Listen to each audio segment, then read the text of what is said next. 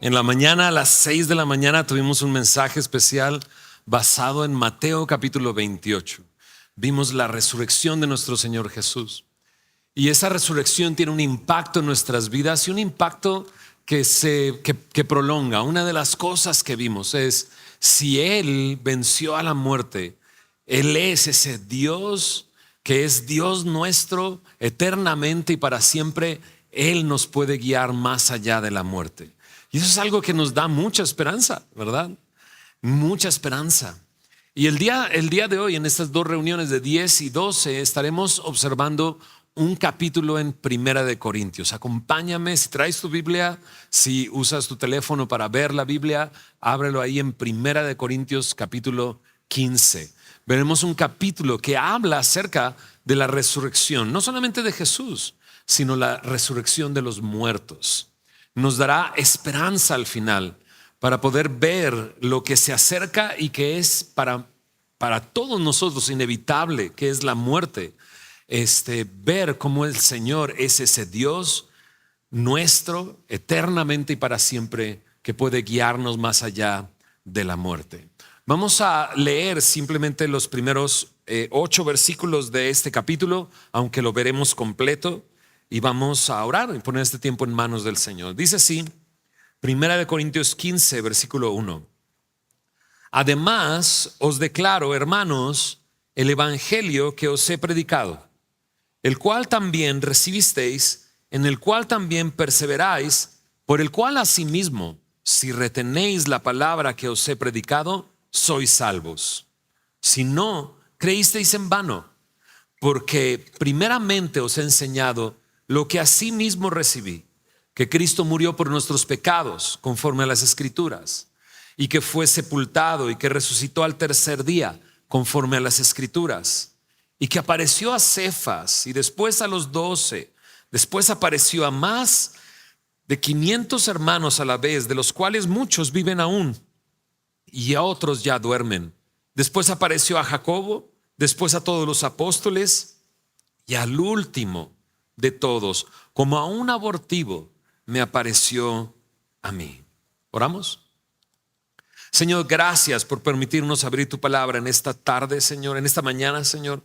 Te pedimos que tú nos guíes, nos dirijas, Señor, y hagas tú la obra entre nosotros, Señor.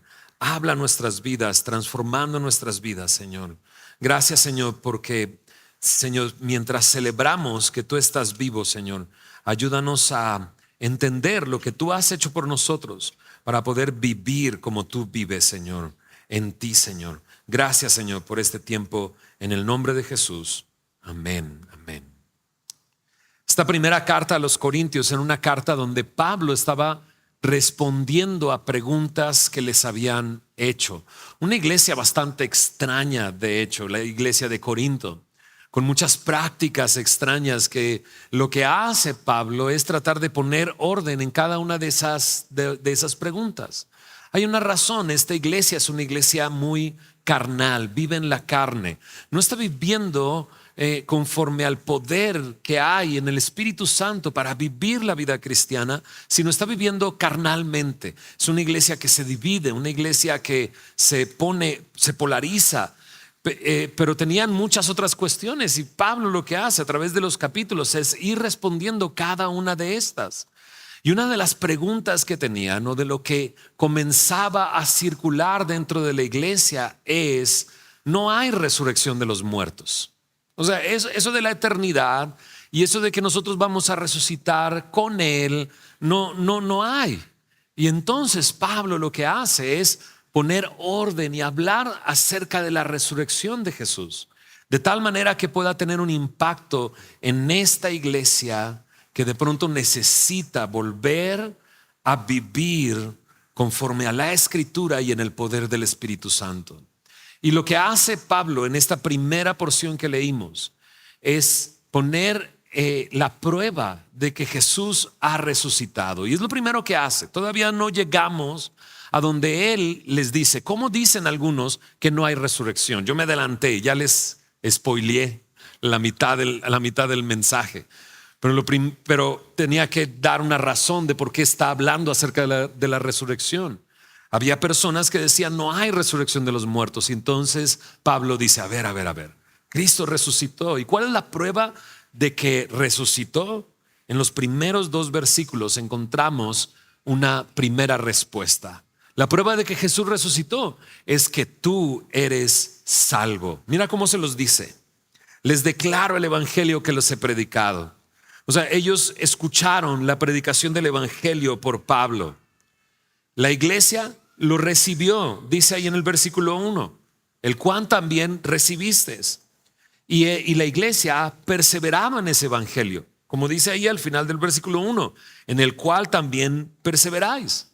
El evangelio lo han recibido, en el evangelio han preservado y el evangelio lo han retenido. Mira lo que dice el verso 2. Por lo cual asimismo, si retenéis la palabra que los he predicado, dice, sois salvos. ¡Qué maravilla! Ser salvos. Solamente la persona que ha experimentado la salvación puede maravillarse del hecho de que el evangelio es el medio que Dios quiere usar para salvarnos. Pablo dice a los romanos, no me avergüenzo del evangelio, porque es poder de Dios para salvación para todo aquel que cree. Es poder de Dios para salvación. El hecho de que somos salvos es una demostración de que Jesús realmente resucitó. Pero no solamente eso hace Pablo.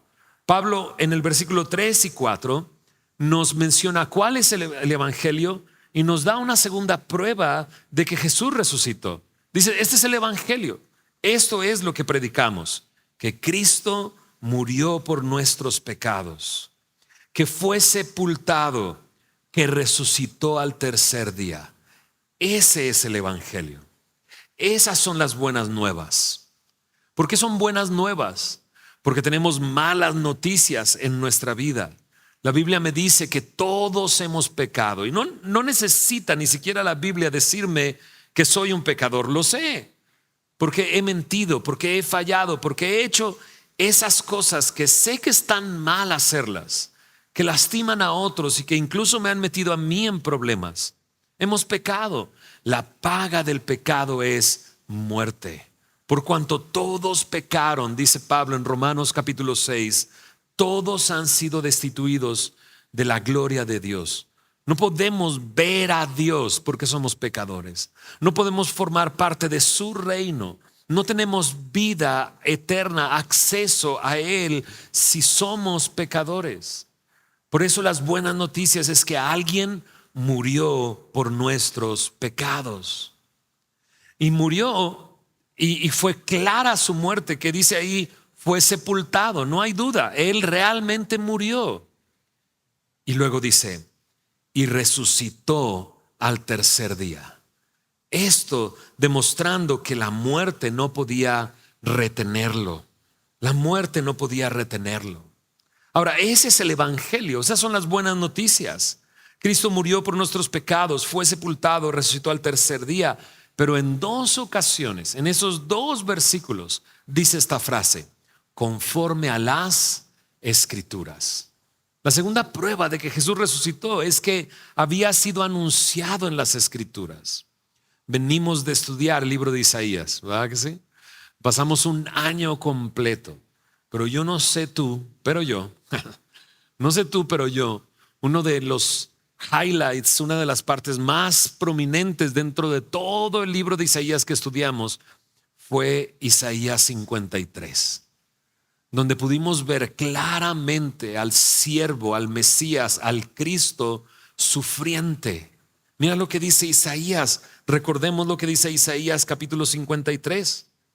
En Isaías 53, versículo 5, me dice de esta manera, mas Él, Jesús, fue herido por nuestras rebeliones, molido por nuestros pecados. El castigo de nuestra paz fue sobre Él. Por su llaga fuimos nosotros curados. Todos nosotros nos descarriamos como ovejas. Cada cual se apartó por su camino. Eso es el pecado. Mas Jehová cargó en Él el pecado de todos nosotros. Angustiado Él y afligido, no abrió su boca.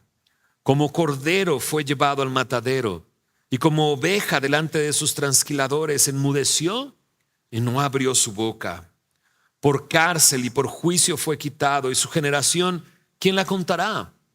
Porque fue cortado de la tierra de los vivientes, y por la rebelión de mi pueblo fue herido. Y se dispuso con los impíos su sepultura, mas con los ricos fue en su muerte, aunque nunca hizo maldad, ni hubo engaño en su boca. Con todo eso, Jehová quiso quebrantarlo, sujetándole a padecimiento. Cuando haya puesto su vida en expiación por el pecado, verá linaje, vivirá por largos días, y la voluntad de Jehová será en su mano prosperada. Verá el fruto de la aflicción de su alma y quedará satisfecho. Por su conocimiento justificará a mi siervo justo a muchos y llevará las iniquidades de ellos. Por tanto, yo le daré parte con los grandes y con los fuertes repartirá despojos, por cuanto derramó su vida hasta la muerte y fue contado con los pecadores, habiendo él llevado, ¿qué dice? El pecado de muchos y orado por los transgresores. Si conoces la historia de Jesús, la cruz, lo que él sufrió, lo que él habló en esa cruz, lo que él oró en la cruz, lo encuentras en este pasaje. Estas son las buenas noticias que encontramos en el Antiguo Testamento, que alguien vendría y pagaría nuestros pecados y sufriría por nuestra rebelión y nos daría de su paz. Tendríamos paz, pero el castigo de nuestra paz lo recibió Él. Mira lo que dice el Salmo 16. Salmo 16, versículo 8. Dice al final de este salmo, en el versículo 8, de esta manera: a Jehová he puesto siempre delante de mí, porque está a mi diestra, no seré conmovido. Dice: se alegró por tanto mi corazón y se gozó mi alma. Mi carne también reposará confiadamente, porque no dejarás mi alma en el Seol, ni permitirás que tu santo vea corrupción. Él resucitó al tercer día. La tumba no pudo retenerlo, la muerte no pudo mantenerlo, sino que Él fue levantado de los muertos por Dios. Esas son las buenas noticias. Las encontramos en el Antiguo Testamento. Ahora, muchas cosas de las que leímos en Isaías 53 no son sino un reflejo de lo que encontramos en Levítico, de lo que encontramos en Deuteronomio, de todas esas historias que van desarrollando la necesidad de que alguien pague por nuestros pecados, hasta que llegó Él, el Cordero de Dios que quita el pecado del mundo. Simplemente esa frase, cuando Juan el Bautista lo ve, le dice a sus discípulos: véanlo, mírenlo, he aquí el Cordero de Dios que quita el pecado del mundo. No es sino una referencia al sistema que había para que sus pecados fueran cubiertos. Pero ahora viene el Cordero de Dios que quita el pecado del mundo. El gran sumo sacerdote sin pecado, sin engaño en su boca, el que presenta el sacrificio, pero él mismo es el sacrificio. No presenta sacrificio por él mismo porque no es necesario, porque él vivió una vida conforme a la ley. Él no vino para abrogar la ley, sino para que la ley, para cumplir su ley. Es lo que vino a hacer Jesús.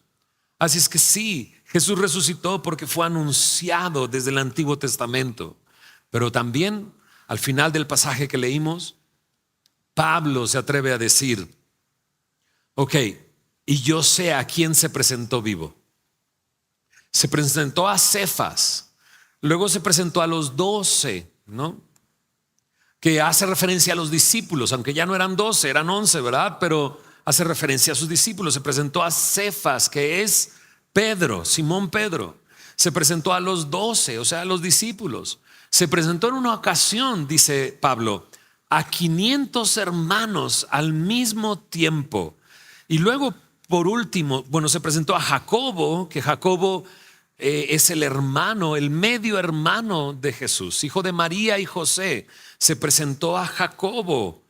Y por último, dice Pablo, se presentó a mí como a un abortivo, como a uno más, ya al final, como alguien que ni siquiera, que nació muerto, como alguien que había nacido muerto. Así se presentó a mí. Y Pablo dice esto en un momento en la historia. Él está escribiendo esto y mientras lo escribe, dice Pablo, algunos de esos 500 hermanos que lo vieron al mismo tiempo aún están vivos. Algunos ya se murieron, pero algunos están vivos. Y lo que está haciendo Pablo al decir esto es decirles, pues vayan y pregunten, ¿no? Vayan y pregunten ustedes a aquellos que lo vieron con sus propios ojos. En la mañana veíamos Mateo capítulo 28 y comenzamos viendo en Mateo 28 cómo las mujeres fueron al sepulcro pensando que Jesús estaba muerto, porque dice que fueron a ver el sepulcro, no a ver al Señor, sino a ver el sepulcro. Y llevaban especies aromáticas para ungir el cuerpo de Jesús. Ellos pensaban que estaba muerto. Pero después escucharon de un ángel que Jesús había resucitado. Pero después lo vieron, lo escucharon y lo vieron. Y ese ángel que les habló, les dijo, entra, ve, entra a la tumba, ve que está vacía, ¿no? Pero ve pronto y diles a los demás que Jesús ha resucitado. Y ahí están esos 500 hombres, algunos de ellos aún vivos, que podían testificar que Jesús había resucitado. Leamos la segunda parte de esta porción. Leamos del versículo 9 al versículo 19. Dice ahí, porque yo soy el más pequeño de los apóstoles. No soy digno de ser llamado apóstol porque perseguía a la iglesia de Dios. Pero por la gracia de Dios soy lo que soy. Y su gracia no ha sido en vano para conmigo. Antes he trabajado más que todos ellos, pero no yo, sino la gracia de Dios conmigo. Porque o sea yo o sean ellos, así predicamos y así habéis creído. Pero si se predica de Cristo que resucitó de los muertos, checa, aquí llega la pregunta. ¿Cómo dicen algunos entre vosotros que no hay resurrección de muertos? Porque si no hay resurrección de muertos, tampoco Cristo resucitó. Y si Cristo no resucitó, vana entonces es nuestra predicación, vana es también vuestra fe. Y somos hallados falsos testigos de Dios, porque hemos testificado de Dios que Él resucitó a Cristo, el cual no resucitó, si en verdad, como ustedes dicen, los muertos no resucitan. Pero porque si los muertos no resucitan, tampoco Cristo resucitó. Y si Cristo no resucitó, vuestra fe es vana y aún estáis en vuestros pecados. Entonces también los que durmieron en Cristo perecieron. Si en esta vida solamente esperamos en Cristo y Él no resucitó, como ellos dicen, ¿va? Termina diciendo, somos los más dignos de conmiseración de todos los hombres. Pablo comienza esta porción diciendo, bueno, una prueba más de que Jesús resucitó es que yo estoy aquí entre ustedes, predicando a Cristo cuando yo estaba persiguiendo a la iglesia de Dios. Su gracia no ha sido en vano conmigo. Y entonces llega a la pregunta. Ustedes dicen que Jesús que no hay resurrección de muertos, pero eso no tiene ningún sentido. Eso no tiene ningún sentido. Y entonces hace un pensamiento lógico. Si Jesús no resucitó, entonces ¿qué estamos haciendo predicando el evangelio? Si Jesús no resucitó, entonces ¿qué estamos haciendo? Trasladémoslo a nuestro tiempo, aquí reunidos un domingo, ¿no? Podríamos estar, no sé, haciendo ejercicio. No es cierto. Comiendo tacos de carnitas, eso sí va, ¿no? Estaríamos comiendo barbacoa o yendo de paseo, pero estamos aquí. Entonces, si Jesús no resucitó, en vano es que estemos predicando. Si Jesucristo no resucitó, en vano, dice, es nuestra fe. Si como ustedes dicen Jesús no resucitó, entonces estamos hablando mentiras. Estamos dando un falso testimonio de Dios. Si ustedes como dicen Jesús no resucitó, pero incluso lo lleva aún más allá. Si Cristo no resucitó, es vana nuestra fe y seguimos en nuestros pecados. Porque eso es una realidad. Lo mencionamos en la primera parte de este mensaje. Todos hemos pecado y lo sabemos. Y hay dentro de nosotros este conocimiento de que un día tendríamos que pagar lo que hemos hecho, de alguna manera. Entonces, si Jesús nos resucitó, entonces seguimos en nuestros pecados. Y dice, y los que murieron creyendo en Jesús, pues perecieron, están muertos y no hay ninguna esperanza para ellos. Y lo reduce hasta este punto. Si Jesús nos resucitó, pues somos los más dignos de conmiseración de todos los hombres. Todos los hombres deberían de compadecer de nosotros que estamos creyendo en una mentira. Pablo, sin duda, era un gran apologista. Pablo está presentando estas evidencias. Ya nos habló de cómo sí Jesús resucitó, porque son salvos, ustedes resucitó. Porque lo dice las Escrituras, porque se presentó entre nuestros hermanos, porque yo estoy aquí. Es una prueba de que Él ha resucitado. ¿Cómo es que dicen que no hay resurrección de entre los muertos? Y entonces Pablo continúa. Mira lo que dice ahora del versículo 20 al versículo 34. Lo leeré completo. Mas ahora hace un cambio, ¿verdad? Ustedes han dicho todo esto y llegaríamos al punto de sentirnos los más miserables de todos los hombres. Mas ahora, dice, Cristo ha resucitado de los muertos. Primicias de los que durmieron es hecho. Porque por cuanto la muerte entró por un hombre, ¿quién es ese hombre? Adán, lo va a mencionar en unos momentos. También por un hombre la resurrección de los muertos. Porque así como en Adán todos mueren, también en Cristo todos serán vivificados.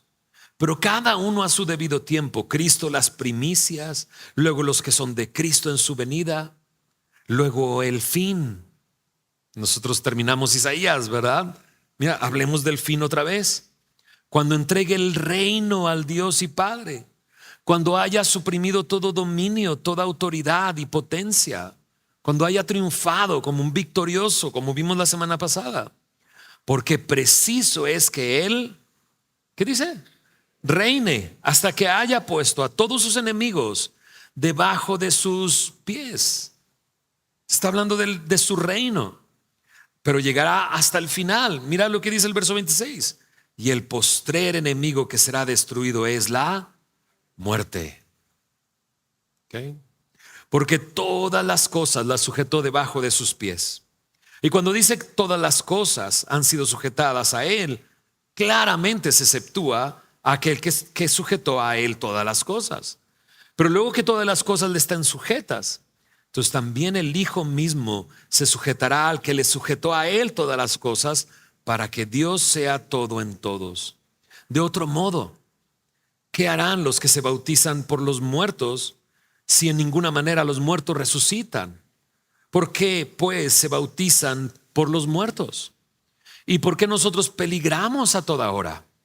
Os aseguro, hermanos, por la gloria que de vosotros tengo en nuestro Señor Jesucristo, que cada día muero. Sí, como hombre batallé en Éfeso contra fieras. ¿Qué me aprovecha? Si los muertos no resucitan, comamos y bebamos, porque mañana moriremos. No erréis. Las malas conversaciones corrompen las buenas costumbres. Velad debidamente y no pequéis, porque algunos no conocen a Dios. Para vergüenza vuestra lo digo. Pablo, entonces, pasando de la suposición de que Cristo no ha resucitado, pasa a decir Cristo ha resucitado. Y ojo, Él es el primero de muchos. Eso es lo que significa una primicia. Es lo que va adelante, pero detrás de Él van mucho más. Y por eso lo reduce a Adán y Cristo. El pecado entró por un hombre, a Adán. Adán y Eva pecaron en el huerto y fueron destituidos de la gloria de Dios. Ellos fueron los primeros y el pecado entró por medio de ellos y por medio del pecado entró la muerte. Pero luego vino Cristo y por medio de Cristo, el Cordero, que no se halló engaño en su boca, en el cual Jehová cargó el pecado de todos nosotros, el cual por su llaga, por su sacrificio, por su muerte, somos nosotros salvados, sanados. Él vino y a través de Él somos vivificados. Tenemos vida por lo que Él hizo. Hace este contraste entre Adán y Cristo. En Cristo todos mueren. Perdón, en Adán todos mueren. En Cristo todos son resucitados. Porque Cristo es el primero de todos. Y lo veremos. Veremos a Jesús reinando. Veremos a Jesús suprimiendo todo dominio. Veremos a Jesús con los enemigos puestos debajo de sus pies. Veremos a Jesús como ese Rey de reyes y Señor de señores. Pero aún todavía falta para ese fin. Dice, pero cuando llegue ya completamente el fin, el postrer enemigo que será destruido es la muerte. Y es lo que leímos la semana pasada.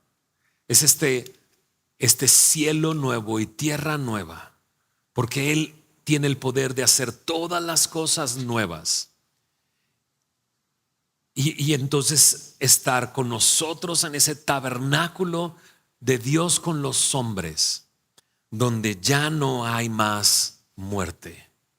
El postrer enemigo que será destruido, dice, es la muerte. En los últimos versículos que leímos, de pronto dice esto. Es algo muy, de hecho, complicado de entender, pero si lo simplificamos creo que lo entendemos. Dice en el verso 29, de otro modo, ¿qué harán los que se bautizan por los muertos? Si en ninguna manera los muertos resucitan, ¿por qué pues se bautizan por los muertos? ¿Okay? ¿Por quién eran bautizados? Eran bautizados en el nombre del Padre, del Hijo y del Espíritu Santo. Era Jesús el que murió y resucitó. Y por eso nos identificamos en el bautismo con su muerte y su resurrección. Pero como ellos dicen, la resurrección no va a suceder. No hay resurrección de los muertos. Por consecuencia, Jesús está muerto, no ha resucitado. Y entonces, ¿por qué se bautizan por los muertos? Entonces no tiene ningún sentido el predicar el evangelio, el llevarlos a que crean y ser bautizados por alguien que no resucitó. Eso es lo que está diciendo en el verso 29. Y entonces Pablo dice, ¿qué sentido tiene esto? Y entonces, ¿por qué peligramos? O sea, si tú lees Segunda de Corintios, por ejemplo, y ves todos los peligros por los que pasó Pablo, llega un momento en Segunda de Corintios capítulo 1 que Pablo dice, si les dijera de las tribulaciones, no quiero que olviden las tribulaciones que sufrimos en Asia. O sea, fueron tribulaciones que nos dejaron sin la esperanza de vivir. Teníamos sentencia de muerte sobre nosotros. O sea, creímos que ya íbamos a morir. Pero el que nos libró en el pasado y que nos librará en el futuro, nos libra el día de hoy. Pablo vivía en peligro. ¿Por qué? Por predicar de Cristo. Entonces, por eso para Pablo es ilógico. No puede ser que ustedes digan que no hay resurrección de los muertos. Entonces, ¿qué estoy haciendo yo? ¿Para qué sufro? ¿No? Estoy muriendo todo el tiempo. Estoy enfrentando bestias en Éfeso, ¿verdad? Lo dice ahí. ¿Y para qué aprovecha? Entonces, si Jesús no ha resucitado y no hay resurrección de muertos, pues vivamos así. Comamos y bebamos, porque mañana moriremos. Qué interesante. Esto está escrito en Isaías 22, versículo 13. Es una cita del libro que estuvimos estudiando. Y sabes, el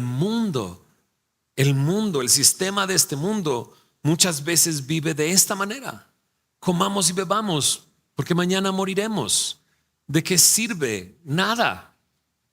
Entonces mejor disfrutemos. Decía mi abuelita, démosle hilo a la hilacha. Sí, así se decían las abuelitas, ¿verdad? Vuelo a la hilacha. Ahí está, ahí está. ¿Ves? No estoy tan viejo. No. Pues vivamos y listo. Comamos, bebamos, disfrutemos, porque vamos a morir como quiera. No hay nada después de esto. El mundo vive el día de hoy así. ¿Y por qué vive de esa manera?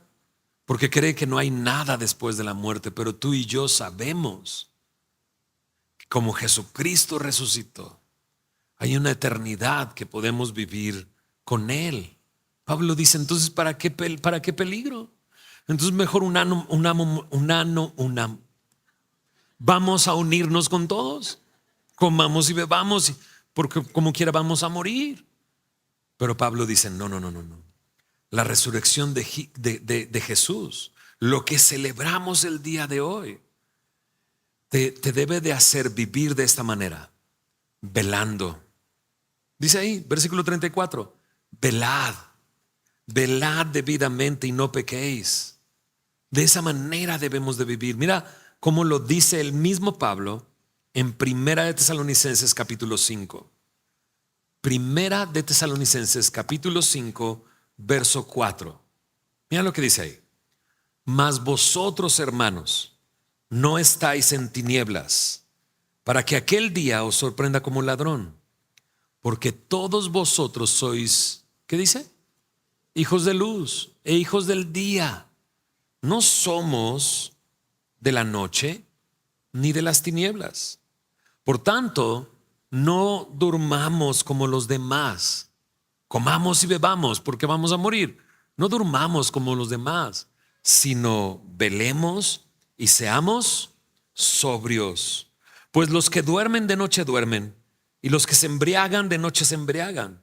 Pero nosotros que somos del día, seamos sobrios, habiéndonos vestido con la coraza de fe y de amor, y con la esperanza de salvación como yelmo, porque no nos ha puesto Dios para ira, sino para alcanzar salvación por medio de nuestro Señor Jesucristo, quien murió por nosotros, para que ya sea que velemos o que durmamos, vivamos juntamente con Él. Por lo cual, animaos unos a otros y edificaos unos a otros, así como lo hacéis. A la luz de la resurrección de Jesús, nosotros debemos de vivir de esa manera. Ya no somos de la noche, ya no somos de las tinieblas, somos hijos de Dios, hijos de luz, hijos del día. No vivamos como los demás viven, vivamos como Dios quiere que vivamos. Mira lo que dice ahora en Primera de Juan capítulo 3 versículo 1. Dice ahí, mirad cuál amor nos ha dado el Padre para que seamos llamados hijos de Dios. Por esto el mundo no nos conoce, porque no le conoció a Él.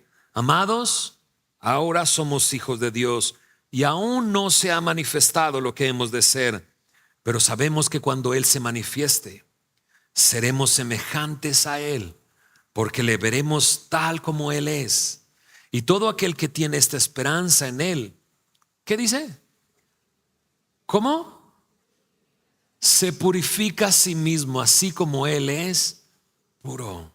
Nuestra vida a la luz de la resurrección de Jesús, porque sabemos que Jesucristo resucitó, debe de ser una vida distinta, una vida diferente, una vida que honre a Dios. Mira cómo continúa Pablo y ahora se pone muy curioso en esta parte, checa. Pero dirá alguno, ¿cómo resucitarán los muertos? ¿Con qué cuerpo vendrán? Entonces Pablo comenzó diciendo, esto es la resurrección, ¿no? Ustedes son salvos. Las escrituras hablaron de eso. Jesús se presentó a muchos, se presentó a mi vida, y porque estoy predicando a Cristo es una prueba de que Él ha resucitado, ¿no? ¿Cómo es que dicen que no hay resurrección de los muertos? Pareciera que Pablo, al llegar a este punto, pareciera que ya los convenció. Ok, ya están convencidos, pero ahora sueltan preguntas como, a ver, ¿y cómo? ¿Cómo será nuestro cuerpo? ¿Y cómo resucitarán los muertos? Pablo les dice directamente, yo la neta si lo veo mirándolos a los ojos, les dice necio.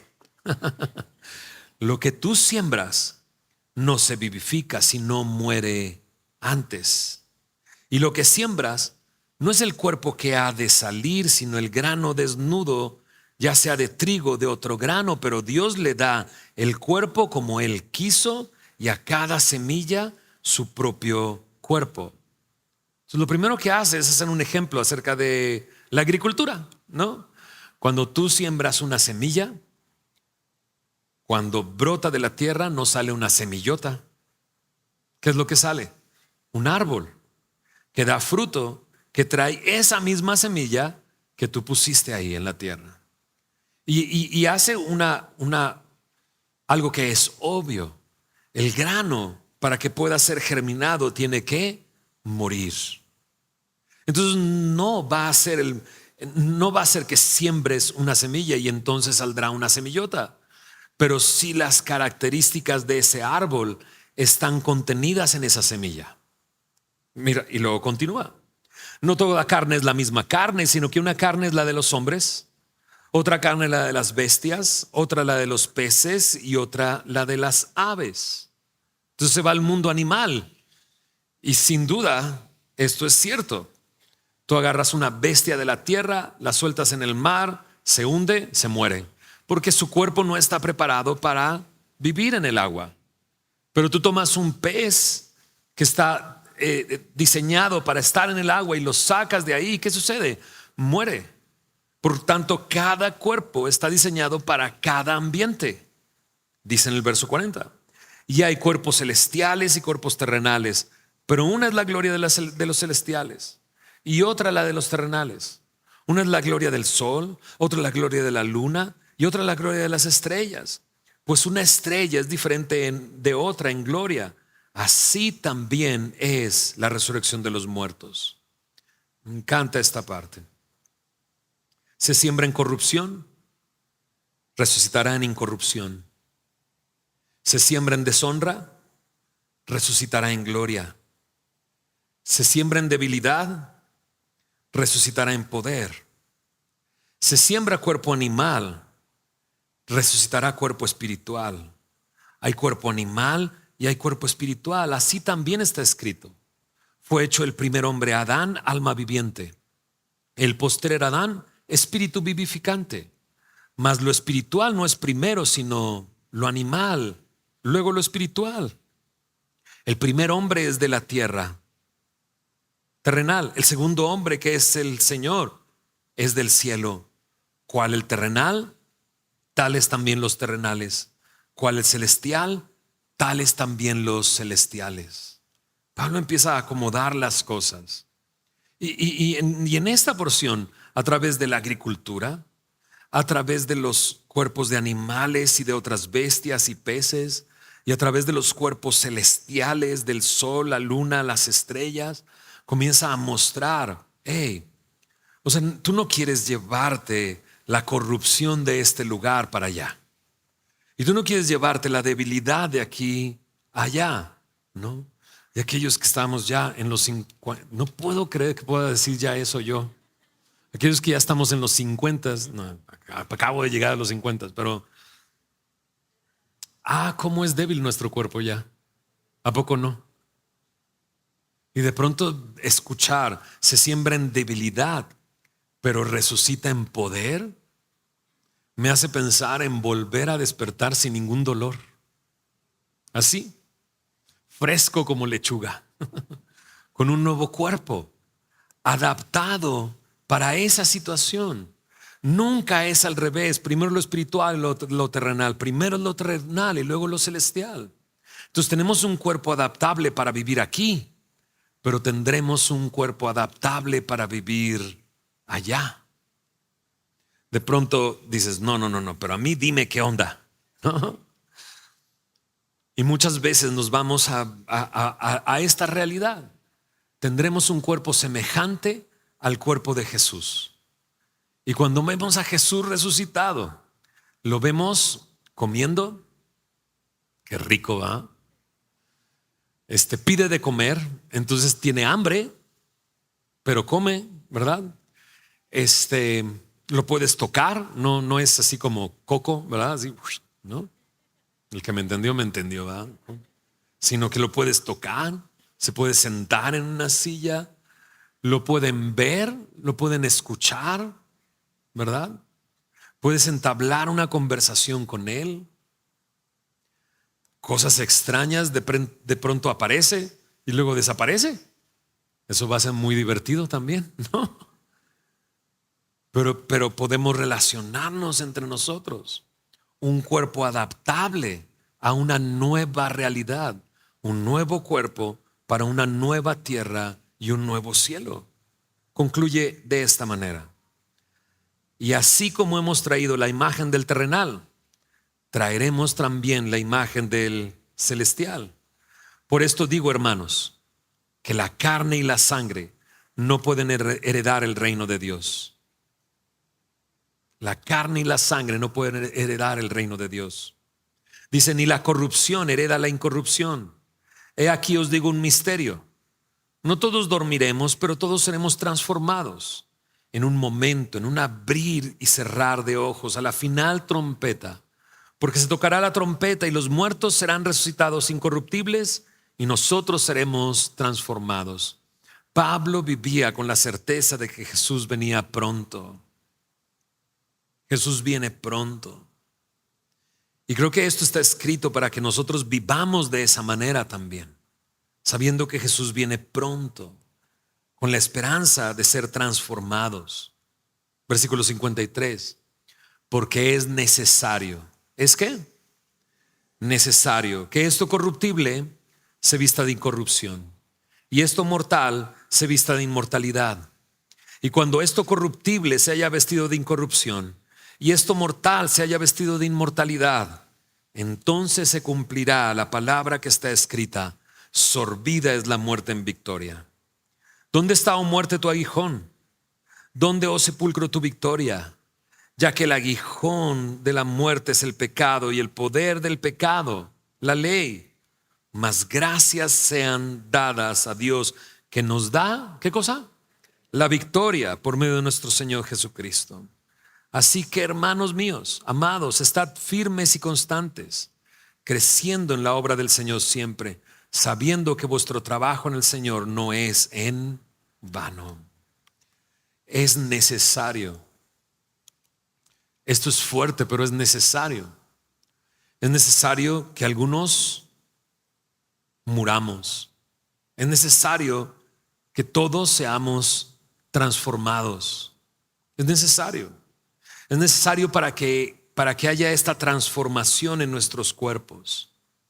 Es necesario porque así como traíamos la imagen del terrenal, traeremos la imagen del celestial. Es necesario.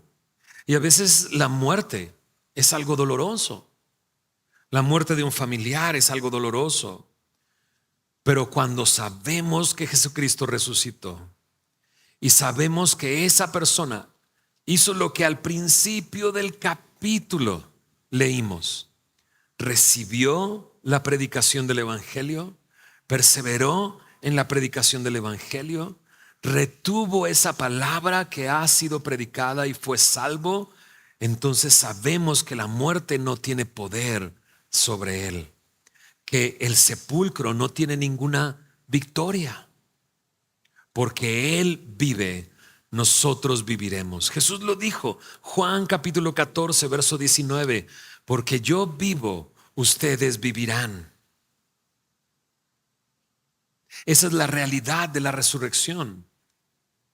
Que nosotros tengamos esta esperanza de la vida eterna, esta certeza de que algo que va a ser necesario pasar nos llevará a la presencia de Dios y podremos decirle a la muerte: sorbida eres en victoria.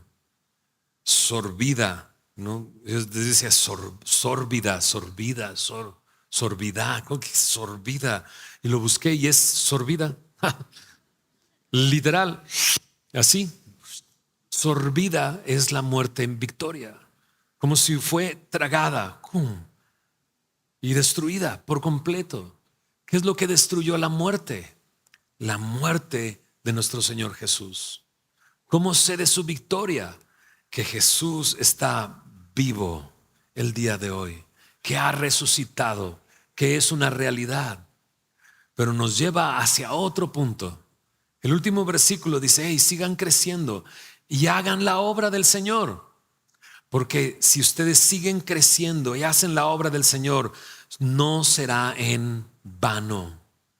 Entonces, siguiendo con el tema de es en vano. Si Jesús no resucitó, entonces es en vano que prediquemos. Es vana nuestra fe.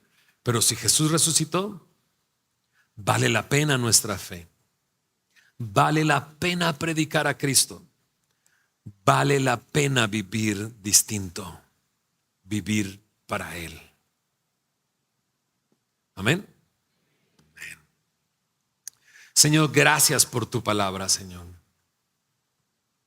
Señor, en esta explicación de Pablo, Señor, a través de esta pregunta que se hacían o este chisme que se inventaron, al responderla, Señor, nos da aún mucho más luz y certeza de lo que tú hiciste, Señor, de quién eres tú, Señor. Tú, Jesús, eres el Rey de Reyes y Señor de Señores. Tú, Jesús, eres el victorioso. Tú eres el que ha vencido a la muerte, Señor, y estás vivo. Señor, no es que nos has dado la victoria o nos diste la victoria, tú nos das la victoria el día de hoy. No solamente dándonos la certeza de que algo que será necesario vivir, ya sea que durmamos o que seamos transformados en un abrir y cerrar de ojos. Señor, nos da la certeza de que estaremos contigo, que seremos semejantes a ti, Señor, que estaremos completamente adaptados y aptos para vivir en ese cielo nuevo y en esa tierra nueva, gracias a tu resurrección, Señor. Pero no solamente eso, nos da la victoria, nos das la victoria el día de hoy, Señor, para vivir, no como el mundo vive, sino velando, Señor, purificándonos, Señor, siendo sobrios, viviendo de día, Señor, y sobre todo, predicando tu evangelio, Señor, dando testimonio de que tú estás vivo. Gracias, Señor, por tu palabra. Gracias por este tiempo. En el nombre de Jesús. Amén.